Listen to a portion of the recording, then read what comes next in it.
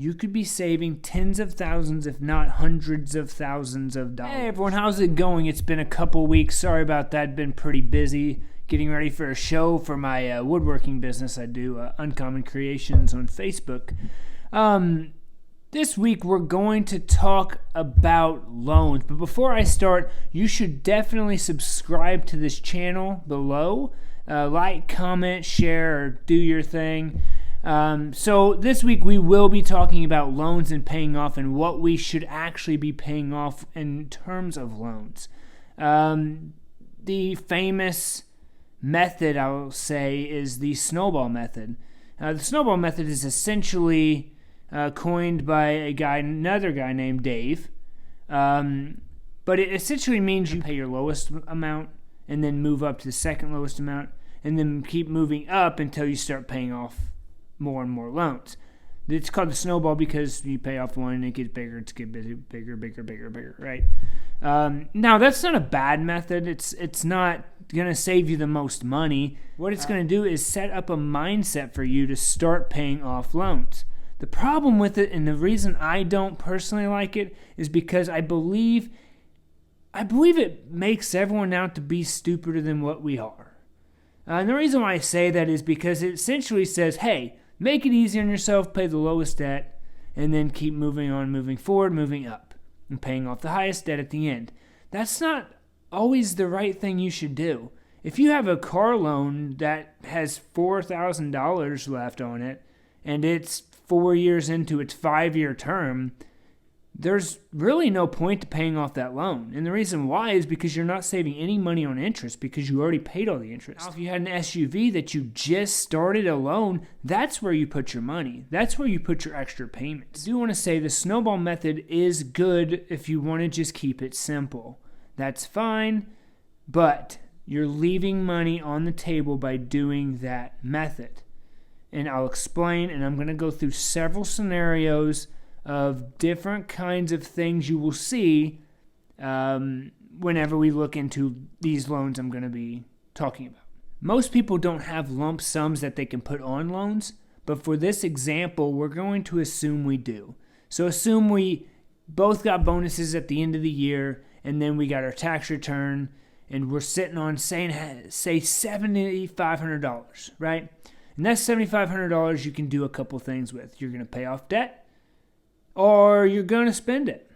That's just what human nature is. I have some people who say you could put that in the market and make 4 or 5% versus paying off a loan that's at 3 to 3.5%. And that is correct, 100%. The problem is you're not going to do it. You're not. You're going to spend it. That's human nature. That's what we do. We see money, we get money, we spend it. What we need to do is look at that money and say, hey, I can pay off this loan right now, pay it down, forget about it. It's no longer in my possession to spend, right? So although that is true that you can make more money in the market, in a good market, I would say today, maybe not. Maybe in different types of markets and certificates and what have you, but not maybe in the market we're in currently. We're going to have 3 different loans present, and I'm going to put them up here. They're going to be an SUV, a truck, and a personal loan. Let's say it's a lawnmower or something like that, right? So your truck is going to be something that's, say, $45,000. Your SUV is going to be $25,000, and your personal loan is going to be $12,500. Again, they will be up here. Some assumptions we have to make is that they're all going to be 6-year, they're all going to be 7%, and they're all going to be at this current scenario 1 year paid off.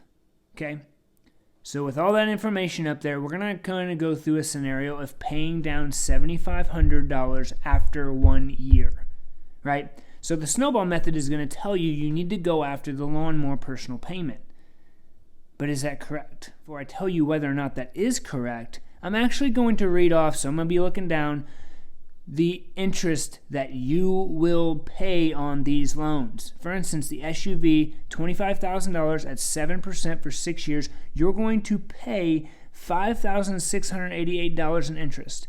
For the truck at the same percentage in year, for $45,000, you're going to pay $10,238 in interest. And then for the personal lawnmower, say $12,500, you're paying $2,844. Those are in total interest if you paid no extra at any time period. Okay, so keep that in mind. So we're going to throw $7,500 down. The snowball method tells us throw it on the lawnmower, right? Let's get that one paid off, and then let's move to the SUV, then let's move the truck. That's not what you need to do. So if we actually do the math, that's not what you should do. What you should do in this scenario, 1 year in, you should throw it on the truck. Because the truck, you're going to save roughly $2,800 in interest. The SUV, you're going to save $2,500 in interest. And you're only going to save about $1,800 on the lawnmower. There's no reason to throw away that extra $1,000 of potential savings by putting it and using the snowball effect, right? Now, let's change it up a little bit, okay? So let's say that the lawnmower and the SUV are 1 year in and the truck is 2 years into the loan. Now, this changes dramatically, right? So the first one, the SUV, you're going to save the same amount. You're going to be at $2,500. For the lawnmower, you're going to be up around $1,800 again. But for the truck, just one extra year, you're going to be down to $2,100. So actually, the smartest play is to put it on the SUV because you're going to save $500 more, $500 more than you would putting it on the truck. The problem is this isn't easy math to figure out. But the solution is there's multiple ways to figure this out, right? So what I use is Carl's Mortgage Calculator. It's an app I use, and you can input everything you have, every loan you have, and see where you're at and how much you can pay down and how much interest you'll save over time.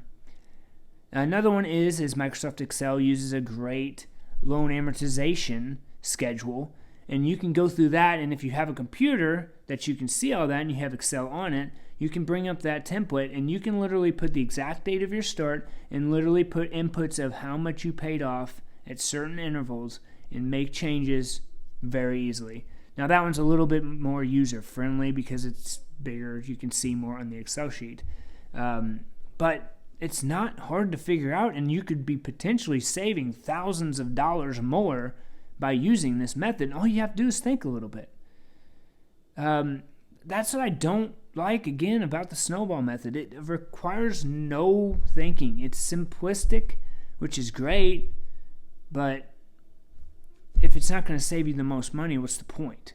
The things you need to do this effectively are the loan start date, the loan percentage, the loan length, the money you want to put down, and the loan starting amount. Those items will get you set up to where you can set up these scenarios on an Excel spreadsheet or on an app and just track them.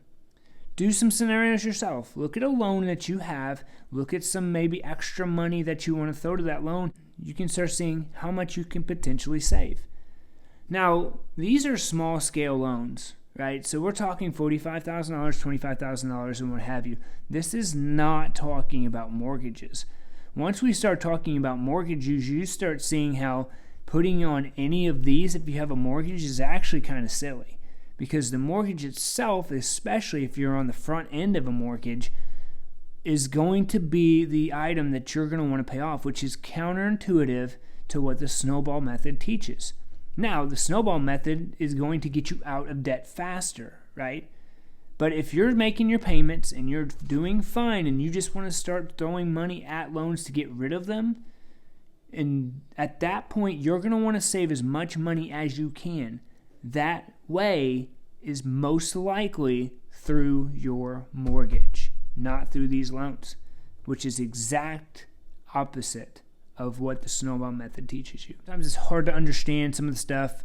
So if you know me personally, reach out, shoot me a text, shoot me a Facebook message if you're on Facebook, or shoot me a comment below, and I can kind of look at those terms and see what potentially could be the best solution for your situation. I do have a caveat, a little asterisk of I am not a budget specialist, so anything I say, you can't, I don't know, sue me in the future for, I don't know.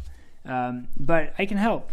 I love doing this kind of stuff. It's actually really fun for me. Whenever we start talking about mortgages, which is going to be the next video, you're going to see how much you can potentially save. And I'm not talking thousands.